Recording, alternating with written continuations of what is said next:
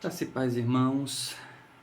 Quero cumprimentar a todos com a paz do Senhor e quero deixar aqui a minha gratidão por o Senhor nos conceder que mais uma vez estejamos aqui para estudar a sua santa palavra, estudar as santas doutrinas da graça.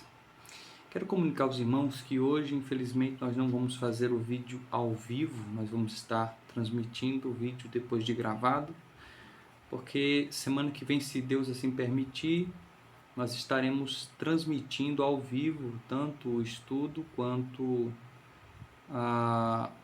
as exposições bíblicas a partir do templo. Se Deus assim permitir, domingo agora nós já estaremos transmitindo a mensagem do templo, do nosso templo. Quero cumprimentar os irmãos que estarão aí assistindo, acompanhando essa transmissão e pedindo e rogando a bênção de Deus sobre a vida de cada um de vocês nesta noite, tá certo? E quero também aproveitar o ensejo e agradecer pelos constantes esforços do nosso irmão Renan, que tem se dedicado em fazer essas transmissões, tá certo, irmãos? Nós vamos dar continuidade ao nosso estudo e hoje nós vamos fazer um vídeo um pouco mais curto, tendo em vista a praticidade e o tempo que os irmãos têm para estar assistindo. Nós vamos fazer um vídeo um pouco mais curto, mas dando continuidade àquilo que nós estamos estudando, tá certo, irmãos?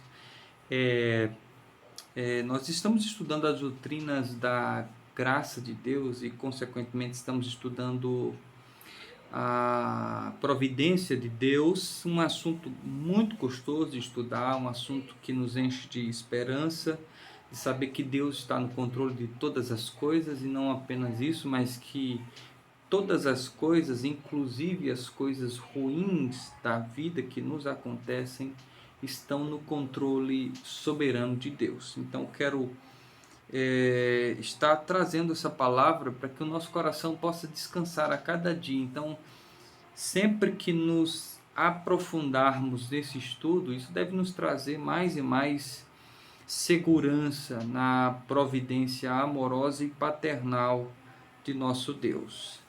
Bom, nós já estudamos, irmãos, nas duas últimas lições, nós estudamos algumas nuances dessa doutrina e estudamos o primeiro ponto da confissão de fé. Na verdade, estudamos a primeira sentença da confissão de fé, que nos fala a respeito de um Deus que sustenta, dirige, dispõe e governa todas as criaturas, todas as ações delas e todas as coisas, das maiores até as menores.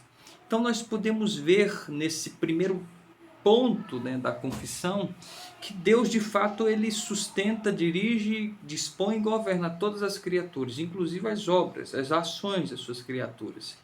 Isso não exclui nem anjos, nem até mesmo Satanás. As ações dele são governadas e dirigidas por Deus, O mal que nos acontece é dirigido por Deus, como também o bem que nos acontece é dirigido por Deus. Nós vimos isso e hoje nós vamos estudar a segunda sentença dessa nossa confissão, que nos diz assim: por meio de sua sapientíssima e santa providência, segundo sua infalível presciência e o livre e imutável conselho de sua própria vontade. Nós vamos estudar essa sentença hoje. Nós vamos aprender que Deus, em sua providência, ele é sábio e santo. Nós não podemos acusar Deus de maldade, porque Deus é bom, e nós não podemos também acusar Deus de agir sem sabedoria, porque Deus é sábio. Então hoje nós vamos ver que Deus faz todas as coisas por meio de sua sapientíssima e santa providência. Então o meio pelo qual Deus faz isso é sua sabedoria e santidade. Deus faz isso por meio da sua sabedoria e santidade. Então, o meio pelo qual Deus governa todas as suas criaturas é por meio de sua sapientíssima e santa providência. Então, nossos padrões de fé deixam claro que essa providência é sapientíssima e santa. Então, vamos tratar essas duas agora nesse momento.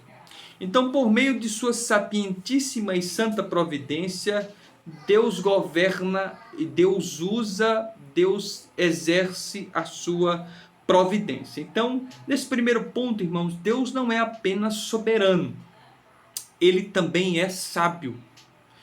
E por sua sabedoria, Deus governa as suas criaturas, as obras delas, as coisas grandes e pequenas. O interessante ao perceber que a nossa confissão relaciona também a sabedoria de Deus com a providência, é porque nós muitas vezes nós temos a tendência de nos esquecermos de que Deus é sábio. Nós geralmente nos esquecemos dessa premissa. Nós acreditamos que Deus é onisciente, nós acreditamos que Deus é onipotente, nós acreditamos que Deus é onipresente. No entanto, quando se trata da sabedoria de Deus, nós nos portamos com certa desconfiança. E aí nós perguntamos, será que de fato o curso em que Deus está conduzindo o mundo é realmente sábio? Nos perguntamos, será que os planos que Deus estabeleceu são de fato melhores do que os nossos? Será que de fato os caminhos que Ele nos faz trilhar são de fato mais altos do que os nossos caminhos? Essas são perguntas que nós fazemos quando tratamos ou lidamos com questões delicadas da vida. Você em algum momento pode ter passado por um aperto, por uma dificuldade, você fica perguntando, mas onde está a sabedoria de Deus nessa situação específica em que eu estou vivendo? Nós podemos fazer perguntas desse tipo. Na verdade, nós fazemos. Nós nos esquecemos disso. No fundo, irmãos, nós temos essa desconfiança. No fundo, nós achamos que somos mais sábios do que Deus. Pelo menos acreditamos que somos em algumas circunstâncias da vida. Então, para constatar isso, é preciso apenas recordar que em uma situação difícil que enfrentamos, nós muitas vezes dizemos a Deus ou queremos dizer a Deus que Deus deveria ter feito ou agido de uma outra forma. Nós queremos ser mais sábios do que Deus. Nós queremos dar conselhos a Deus em relação ao que Ele deve ou não fazer. Então, quando passamos por um problema difícil, nós podemos pensar que Deus é sábio, porque olhamos agora para trás, né? O problema passou e hoje nós estamos vendo as implicações, né, das ações de Deus em nossa vida. Mas no momento da dificuldade, nós geralmente pensamos onde está a sábia providência de Deus nessa circunstância, nesse sofrimento, nessa dificuldade. Então, geralmente nós pensamos desse jeito, desse modo, né? Então, no fundo, nós temos essa desconfiança. Na verdade, como já afirmei, nós nos achamos mais sábios do que Deus. E mais do que isso, irmãos, às vezes nós nos esquecemos que Deus é sábio em sua providência. Quem já assistiu o filme O Todo-Poderoso sabe o que eu quero falar com isso, né? O ator Jim Carrey, ele pede para ser Deus, né? Ele sonha em ser Deus, ter todo o poder que Deus tem, que Deus possui, e isso se realiza. É interessante que se realiza, mas em momento algum nós percebemos o ator ele pedir não só o poder de Deus, mas a sabedoria de Deus. Ele não pede isso. Na verdade, o ator Jim Carrey, ele faz uso, entre aspas, do poder de Deus, mas sem uma grama de sabedoria. Isso se evidencia para quem assistiu o filme na hora que ele está respondendo às orações. Então ele está ali diante do computador celestial e ele está recebendo bilhões de e-mails, isso significando orações que são feitas. Então as mais diversas orações são feitas ali. Pessoas pedem para ganhar na loteria, outros pedem outras coisas banais e etc. E ele simplesmente junta todas aquelas orações no seu e-mail e dá um sim, respondendo positivamente a todas as orações que foram feitas a ele. E quando ele sai de casa, ele vê o mundo de cabeça para baixo, as pessoas quase que loucas, porque receberam os pedidos mais ínfimos, insignificantes, mais insensatos dos pedidos, foram aceitos, respondidos positivamente por Deus, por Jim Carrey, no papel de Deus, perdão, e o mundo está de cabeça para baixo. Então, ele tem o poder, mas ele não tem a sabedoria de Deus. E nós geralmente pensamos assim, irmãos. Nós, quando falamos de Deus, nós falamos: eu queria ser todo poderoso como Deus. Eu queria ter todo o poder que Deus tem. Mas nós esquecemos, Deus não é só todo poderoso, Deus também é sábio. Deus não apenas conduz a vida humana, a história humana, a sua igreja especial e o povo. Deus conduz o povo com sabedoria e santidade. Nós não podemos perder esse senso de que Deus é sábio e de que Deus há de conduzir a nossa vida com sabedoria. Nós não podemos nos esquecer disso. No Salmo 104, no verso 24, está escrito: que variedade, Senhor, nas tuas obras, todas com sabedoria a fizeste, cheia está a terra das tuas riquezas. Então o salmista reconhece que a variedade das obras de Deus, das obras das mãos de Deus, que ele fez, tudo o que ele fez foi com sabedoria. Deus agiu com a sabedoria. Na verdade, o livro de Provérbios vai personificar a sabedoria no capítulo 8, mostrando que ela estava com Deus desde o princípio das coisas, quando Deus estava criando o mundo. É interessante perceber também que nos livros sapienciais, por exemplo, no diálogo que Deus tem com Jó no final do livro, depois de Jó enfrentar todo um sofrimento, toda uma agonia na sua vida, suportar conselhos insensatos e até teologicamente errados, Deus fala com Jó e mostra que ele estava fazendo todas as coisas com sabedoria, que Jó ainda não havia nem nascido, quando Deus estava estabelecendo os fundamentos da terra e as coisas que ele fez. Então Deus, de fato, age com sabedoria, e todos os caminhos que eu ou que você possamos percorrer, tenham altos e baixos ou não, isso está dentro da providência sábia e santa de Deus. Deus é sábio. Todas as suas obras ele fez com sabedoria. Mas se fôssemos definir sabedoria, irmãos, eu gostaria de trazer uma definição aqui dada pelo teólogo Louis Berkhoff. Ele diz assim: sabedoria é aquele atributo de Deus por meio do qual o próprio Deus produz os melhores resultados. Presta atenção, o próprio Deus produz os melhores resultados possíveis com os melhores meios possíveis. Isso é uma definição. Então, sabedoria seria um atributo de Deus, certo? Por meio do qual o próprio Deus produz os melhores resultados possíveis e com os melhores meios possíveis. Então, se Deus tem um plano na nossa vida, e Ele tem, Ele vai, com sua sabedoria, com esse atributo que pertence a Ele, Ele vai fazer com que todas as coisas sejam as melhores possíveis por meio da sua sabedoria. Então Deus é sábio. Uma outra definição melhorada é, ainda Berkhoff, aquela perfeição de Deus por meio da qual Ele aplica seu conhecimento para a obtenção de seus fins conforme a maneira que mais o glorifique. É interessante perceber essa outra definição, que ele usa uma expressão um tanto diferente da outra. Ele diz assim, é aquela perfeição de Deus por meio da qual ele aplica o seu conhecimento. É interessante perceber esse ponto aqui, irmãos. Por exemplo, comparemos a sabedoria humana com a sabedoria de Deus. Nem sempre ter conhecimento significa ser sábio.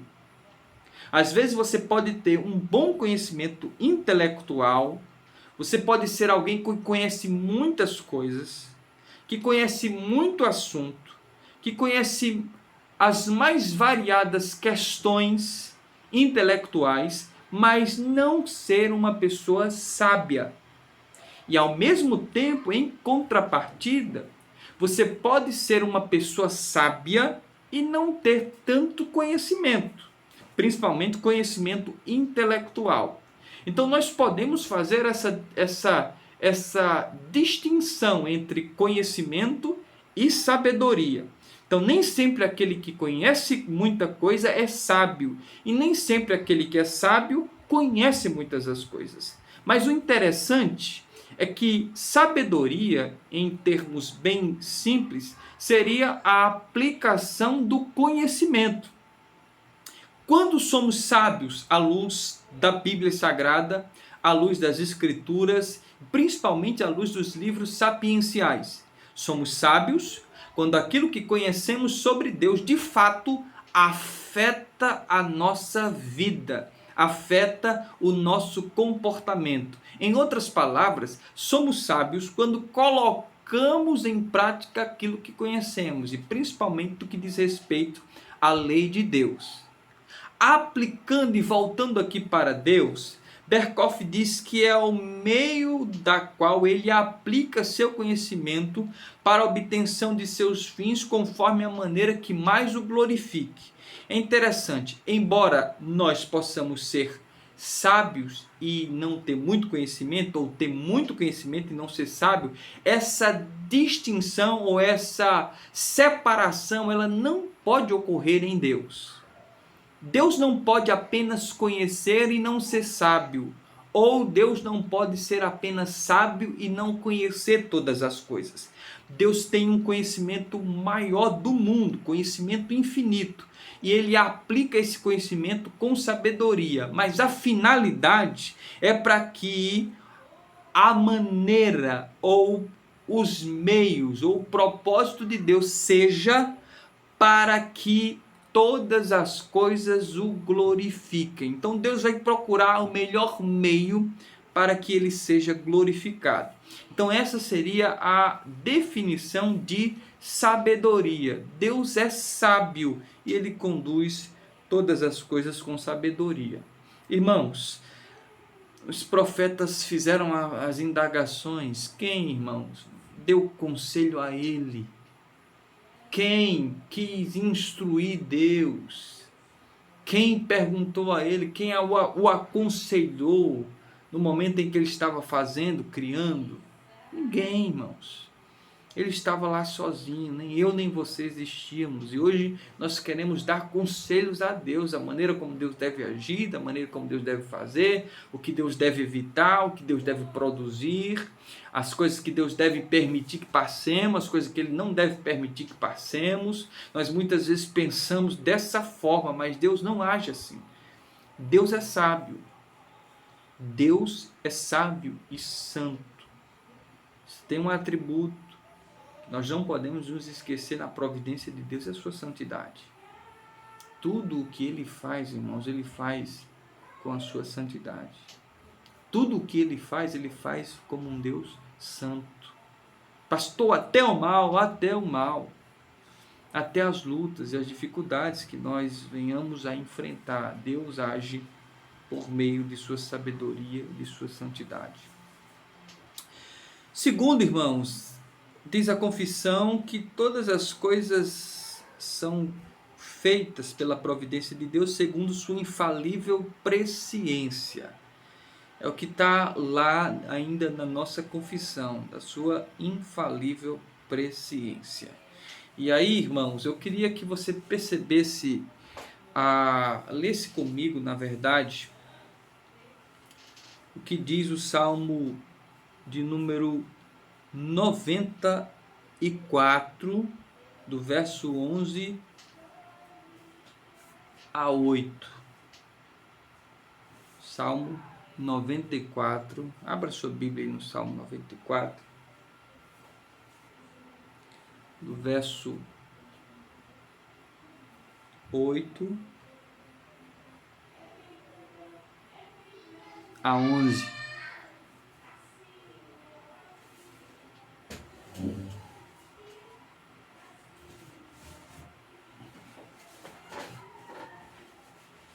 Amém? Diz assim, Salmo 94, do verso 8 a 11. Diz assim: Atendei, ó brutais, dentre os povos, e vós, loucos, quando sereis sábios? Aquele que fez o ouvido não ouvirá, e o que formou o olho não verá. Aquele que argue as nações não castigará, e o que dá ao homem o conhecimento não saberá. O Senhor conhece os pensamentos do homem, que são vaidades. Deus conhece todas as coisas. Seu conhecimento, irmãos, é ilimitado. Sua presciência é infalível. E aí nós nos perguntamos, diante dessa expressão da nossa confissão, o que significa uma presciência infalível? O que seria isso? Na verdade, a pergunta que eu gostaria de formular é: o que torna a presciência de Deus infalível? O que torna a presciência de Deus infalível? Algumas pessoas pensam em presciência como Deus olhando através do corredor do tempo e vendo as ações futuras das suas criaturas, e aí tomando decisões após enxergar isso no corredor do tempo. Isso se relaciona também à salvação e outras coisas mais. Mas o que torna a presciência de Deus infalível, irmãos, não é apenas a presciência de Deus. Deus conhece todas as coisas de fato e de verdade. C.S. Lewis gostava de dizer que Deus, nós temos que crer que Deus sabe que horas nós vamos dormir hoje. Nós temos que crer nisso. Então, se Deus não conhece que horas nós vamos dormir, não é Deus, né? Então, o que torna a presciência de Deus infalível, na verdade, irmãos, é o decreto de Deus. Deus sabe todas as coisas, isso é lógico, isso é óbvio, mas o que torna a presciência de Deus infalível é o decreto de Deus. Então, Deus decreta o que vai acontecer na história e na vida humana, ele decreta, e aí, por isso, ele sabe o que vai acontecer. Por isso que ele tem essa presciência infalível. Se você olhar na nossa confissão, no capítulo 3, a seção 1 e 2, que vai falar sobre o decreto de Deus, a nossa confissão nos diz assim, está relacionada à providência. Diz assim: desde toda a eternidade e pelo sapientíssimo e santíssimo conselho de sua própria vontade, olha a mesma expressão que aparece lá na providência. Aqui aparece também: pelo sapientíssimo e santíssimo conselho de sua própria vontade. Desde toda a eternidade, Deus ordenou livre e imutavelmente tudo quanto acontece. Veja bem, Deus decretou livremente, imutavelmente, tudo quanto acontece. Aí ele acrescenta: porém de modo tal que nem é Deus o autor do pecado, nem se faz violência à vontade das criaturas, nem é tirada a liberdade ou contingência das causas secundárias, antes são estabelecidas. Então, o a priori bíblico é que Deus não é a causa do pecado. Deus não é o autor do pecado. Na verdade, causa não, o autor do pecado. Então isso é um apriorismo bíblico. Nós não podemos acreditar que Deus é o autor do pecado. Ele sim decreta e torna certa a entrada do pecado no mundo, mas ele não é o autor do pecado. E nem por sua soberania ele viola a vontade das criaturas. Elas são, de certa forma, livres. Não são seres autônomos. Não são seres que agem independentemente de Deus. Se o ser humano, nós vamos ver isso, é autônomo, então Deus não é soberano. Deus não pode ser soberano e os seres humanos serem autônomos. São duas verdades que se contrapõem. Então, uma deve excluir a outra. Então, aqui nos decretos, na nossa confissão, diz isso. Desde toda a eternidade, pelo sapientíssimo e santíssimo conselho de sua própria vontade, Deus ordenou livre e imutavelmente tudo quanto acontece. Porém, de modo tal que nem é Deus o autor do pecado, nem se faz violência à vontade das criaturas, nem é tirada a liberdade ou contingência das causas secundárias, antes são estabelecidas. Toda pessoa que peca, ela peca porque ela quer. Todas as pessoas que praticam o mal, elas praticam porque elas querem. Todas as pessoas que pensam e agem de forma errada, elas pensam e agem porque querem. Elas são livres para fazer isso. E elas fazem. Elas só não são autônomas, mas elas fazem isso. Isso é um ponto que precisa ficar bem claro em nossa mente. A seção 2, também do capítulo 3 da Confissão sobre os Decretos de Deus, também diz assim: embora Deus saiba tudo quanto pode, e aqui falando da presciência, ou há de suceder em todas as circunstâncias imagináveis. Então aqui nós vamos colocar aqui o se. E se alguma coisa não tivesse acontecido? E se Judas, um exemplo, não tivesse traído Jesus? E se Moisés não fosse tirado do rio Nilo? Então, esses sis, né, da vida.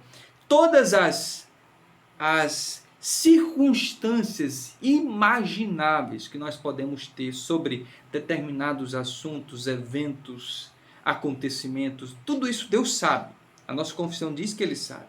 Embora Deus saiba tudo quanto pode ou há de suceder em todas as circunstâncias imagináveis, contudo, não decretou coisa alguma por havê-la prevista como futura. Aquele irmãozinho ali vai receber Jesus no futuro, então eu vou decretar com base nisso. Não é por havê-la prevista como futura, nem como algo que haveria de acontecer em tais circunstâncias. Não é isso. Deus decreta e torna certo aquilo que Ele decretou no futuro. Então, as ações de Deus estão baseadas no seu decreto, não por haver previsto alguma coisa futura, não. Deus não fez isso, certo? E aí, a nossa confissão diz: o livre e imutável conselho de sua própria vontade. Aqui nós caminhamos para o final. O livre e imutável conselho de sua própria vontade. Deus é soberano, certo? Deus tem domínio sobre todas as coisas, queiramos ou não, gostemos ou não disso. Deus é soberano e tudo o que Ele faz em sua santíssima e sábia providência é segundo o livre e imutável conselho da sua própria vontade. É isso que Efésios 1:11 diz. Deus faz tudo conforme o conselho da sua própria vontade. Deus não pede permissão para agir, irmãos. Deus não pede permissão para fazer qualquer coisa. Deus não pede permissão para nos dar no caminho da providência uma dificuldade ou um sofrimento. Deus não pede permissão para agir do modo como Ele age. Ele não precisa disso. A única coisa que Deus faz é pelo livre e imutável conselho da sua própria vontade. Não há nada externo a Deus que o impulsione a agir. Ele age simplesmente por causa da sua própria vontade, do conselho da sua vontade. Paulo fala de beneplácito da sua vontade. É aquilo que Deus faz que lhe satisfaz, que lhe agrada. Então não há uma explicação externa. Deus simplesmente agiu pelo conselho da sua santa e imutável vontade. Então, dessa forma, Deus é soberano. Alguns afirmam, e aqui nós precisamos pensar um pouco sobre isso, que a liberdade humana limita a soberania de Deus. Então, Deus é soberano, mas a liberdade que o ser humano tem, de certa forma, limita a soberania de Deus. Por exemplo, na salvação, Deus não pode coagir ninguém. Deus deixa essa decisão a critério do livre arbítrio humano. Então esse pensamento ele é bastante comum nos nossos dias e muitas pessoas são adeptas desse pensamento. Mas o interessante é uma coisa, irmãos. Se o homem limita Deus em sua soberania, então o homem e não Deus é soberano. Veja bem, se um ser humano consegue limitar a soberania de Deus, ele é soberano e Deus não é soberano, Deus é limitado. Porque a criatura está, de certa forma, limitando o Criador. E se o homem é autônomo, no sentido pleno dessa palavra, então isso significa que Deus não é Deus. Porque independência, autonomia, isso são atributos que nós aprendemos incomunicáveis. O homem não pode ser autônomo e Deus ser Deus. Se Deus é soberano, o homem não é autônomo. Então nós temos esses dois pontos de vista, e alguns falam da providência como um risco que Deus corre. Porque de certa forma alguns pensadores, inclusive cristãos, eles pensam assim: Deus é soberano, mas ele, na sua providência, ele corre riscos. Ele se expõe, né? Porque digamos que Deus prevê um acontecimento, uma decisão equivocada de alguém, e esse alguém, ele de última hora muda essa decisão, aí Deus simplesmente erra, Deus simplesmente falha em prever a ação daquele irmão, porque ele é livre, ele é autônomo. Deus não pode de forma alguma ter um conhecimento certo estabelecido do futuro das decisões desse irmão, porque ele é livre. Então esse pensamento, muitos teólogos, inclusive teólogos evangélicos, teólogos protestantes, pensam dessa maneira. Então eu vou trazer aqui duas citações para finalizar. O vídeo já ficou um pouco longo, queria fazer apenas 25 minutos, já vamos passando. Mas duas citações, uma que diz que Deus na sua providência corre riscos, e o outro que diz que não, que Deus na sua providência não corre riscos, porque ele é soberano. Então essas duas citações para a gente entender os dois pontos de vista. Agora a citação daqueles que acham que Deus corre risco em sua providência. Abre aspas. Que Deus é onisciente somente no sentido atenuado, dado que ele é perfeitamente livre e onipotente, claramente teria o resultado de sua própria escolha. Ao escolher preservar sua liberdade e dar liberdade a outros, ele limita seu próprio conhecimento do que está por vir. Ele continuamente se limita dessa forma para não podar a futura liberdade sua ou de suas criaturas. Com relação ao homem, suas escolhas são muito influenciadas pelas circunstâncias. Isso torna possível que um ser que conhece todas as circunstâncias preveja o comportamento humano corretamente, preste atenção nisso, na maior parte do tempo. Mas sempre com a possibilidade de que os homens possam tornar falsas essas previsões. Irmão, você tem noção do que significa essa frase? De que Deus, ele sabendo ou conhecendo todas as circunstâncias, Deus pode prever o comportamento humano de forma correta na maior parte do tempo, mas não em todo o tempo. Na maior parte do tempo. Então, se é apenas na maior parte do tempo, há sempre a possibilidade, nessa citação, de Deus, falemos mais abertamente, de Deus errar. De Deus ter falsas previsões. De Deus achar que alguém vai fazer algo por causa das previsões, das circunstâncias, e essa pessoa simplesmente mudar de uma hora para outra. Então, dessa forma, irmãos, eu fico me perguntando, como Deus poderia governar a história redentiva, como Deus poderia governar todas as coisas, como Deus poderia governar Moisés ali, a circunstância da filha de Faraó, como Deus poderia fazer Jesus nascer naquelas circunstâncias e etc. Como Deus poderia fazer isso se há uma possibilidade de Deus fazer falsas previsões? Esse é um ponto que diz que Deus corre riscos. E muitas pessoas estão dispostas a aceitarem essa visão. Mas vamos ver uma outra citação agora de alguém que acredita que Deus não corre riscos na sua providência. Diz assim, abre aspas, muito embora possa nos parecer que todas as coisas acontecem igualmente aos bons e aos maus, já que nós somos ignorantes quanto às razões da providência de Deus ao permitir que isso aconteça, não há dúvida de que em todas essas coisas boas e más, acontecendo aos bons e aos maus, há em ação um plano bem elaborado através do qual, presta atenção, a providência de Deus direciona todas as coisas. É interessante perceber, irmãos, que nós não sabemos todas as razões que levaram Deus a tomar determinado curso. Nós somos ignorantes quanto às razões da providência de Deus ao permitir que determinadas coisas nos aconteçam.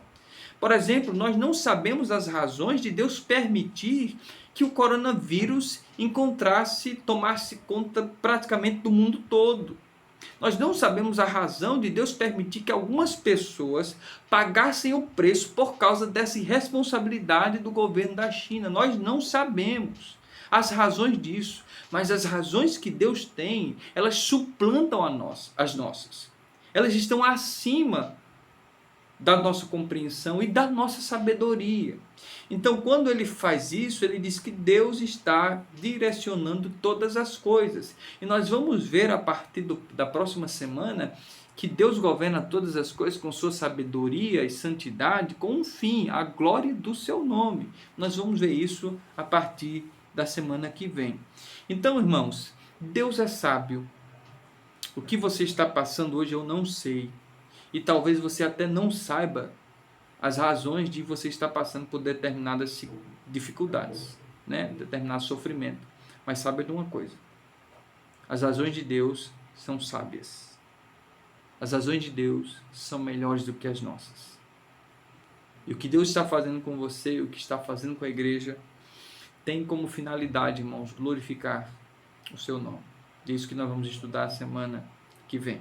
Então, quero agradecer os irmãos e quero finalizar esse pequeno vídeo aqui com uma oração, pedindo a bênção de Deus sobre a vida dos irmãos. Pai, nós te louvamos e te agradecemos pelo teu amor e pelo teu cuidado. Tu és o Deus sábio que conduz a nossa vida. Nós não sabemos as razões de muitas coisas. Nós não conseguimos ver através das cortinas da história. Mas o que nós sabemos é que o Senhor é bom, que o Senhor é soberano e que a nossa vida está em tuas mãos. E tudo o que o Senhor faz com sabedoria. Porque dele, para ele, por meio dele são todas as coisas. Ao Senhor toda a honra e toda a glória, hoje e sempre. Amém. Amém, irmãos. Deus abençoe. Deus esteja abençoando a vida de cada um dos irmãos. Até semana que vem, se Deus assim nos permitir.